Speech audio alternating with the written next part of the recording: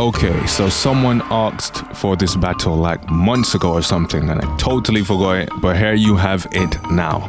First up, we have Liu Kang, orphaned at a young age, taken in by the Shaolin monks and trained by Master Bo Raicho. Even Raiden, the god of thunder, saw potential in Liu Kang and mentored him. Liu Kang would then go on to enter the Mortal Kombat tournament and defeat Shang Tsung, becoming the Mortal Kombat Champion. Liu Kang possesses many abilities, including fire manipulation, teleportation, shape-shifting, even mastered weapons such as the Dragon Sword and the Nunchaku. And with an insane resume to back him up, Liu Kang was regarded as the best fighter on Earth. Period.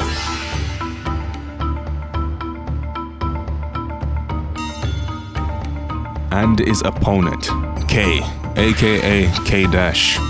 K was just your average kid living with his sister until one day they were both kidnapped by Nest, a criminal syndicate organization.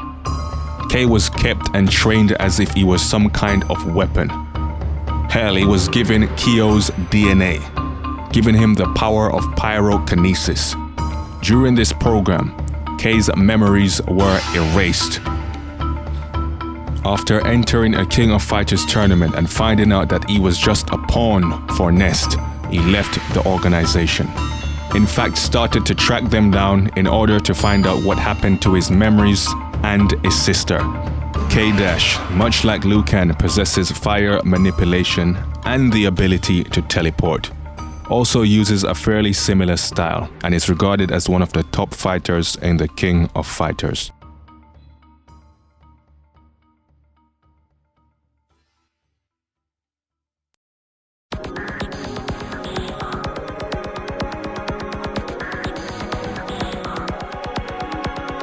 You are risking your life. This is gonna be a match to remember. Fight!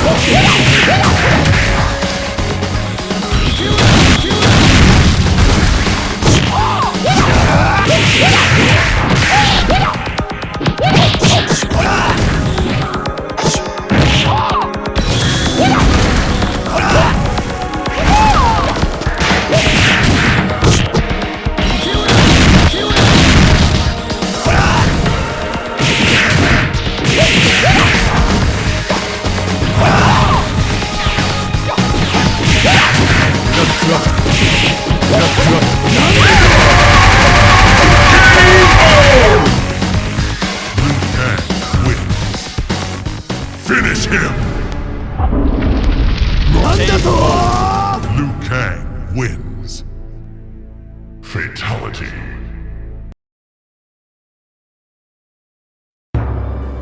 The deciding factor. Experience that goes to Liu Kang. He's a lot older than K, started training at a younger age, and is a lot more focused than K. On top of that, he's faced a wider variety of opponents, ranging from different worlds and realms and different species. Liu Kang is also better trained.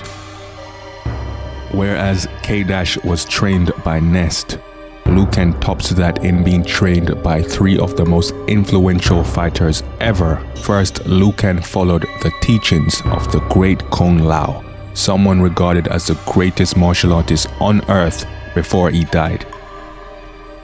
Then trained by Master Boraicho. Now this guy seems like a goofball to many, but if you know your MK lore, you know that Master Boraicho is one of the most powerful and respected masters in Mortal Kombat.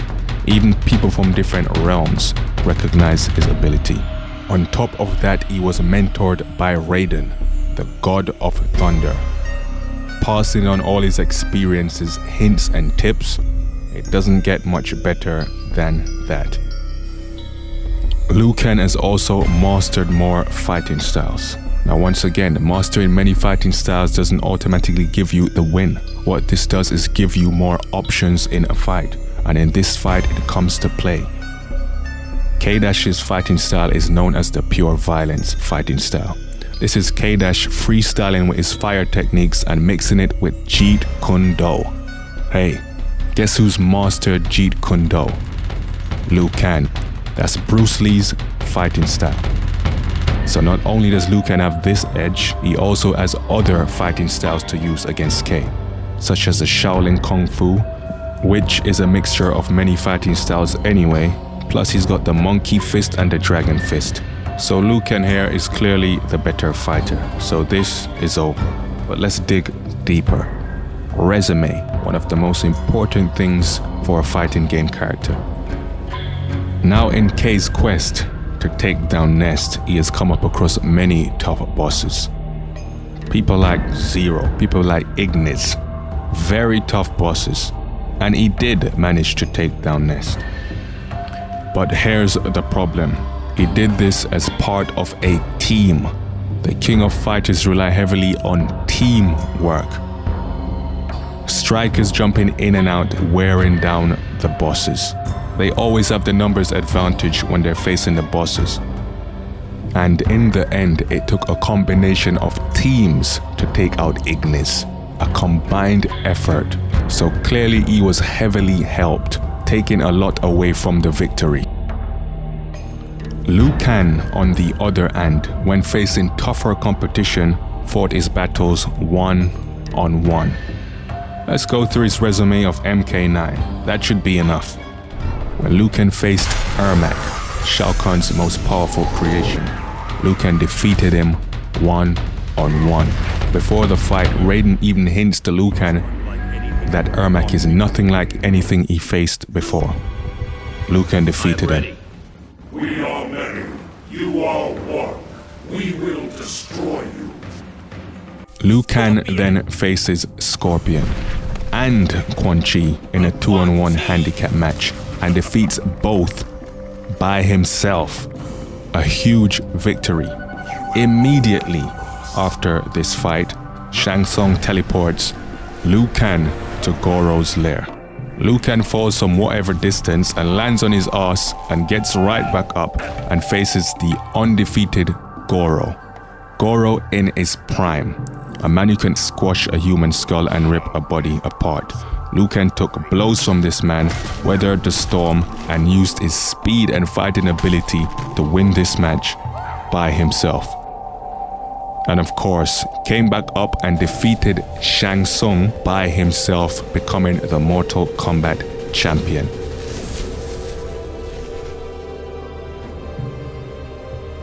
And finally, when Liu Kang punched a hole through freaking Shao Kahn, the conqueror of worlds, he did this by himself. For Kung Lao, the Shaolin, and Earth Realm.